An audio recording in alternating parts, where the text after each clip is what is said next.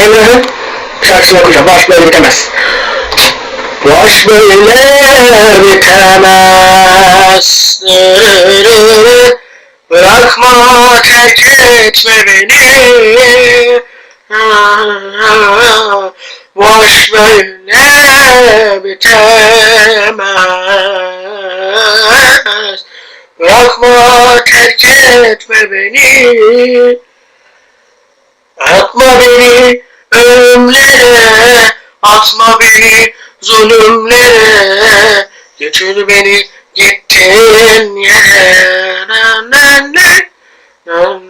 Atma beni ölümlere, atma beni zulümlere, götür beni gittiğin yere.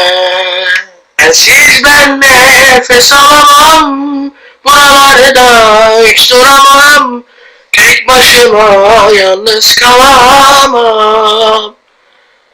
Senin kokunu özlerim, hep yollarını gözlerim, götür beni gittiğin yere. Evet arkadaşlar, bunu da güzel okuduysam.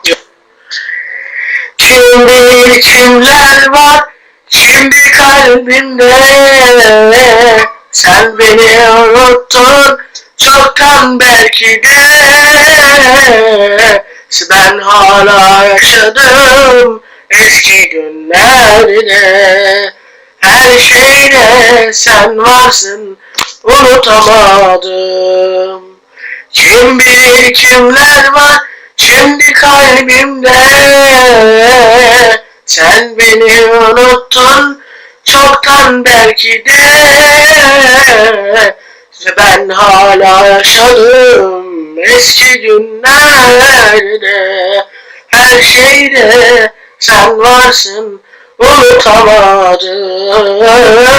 Her yerde sen varsın unutamadım. Sesin güzelse yorumlara yazabilirsiniz. Güle güle.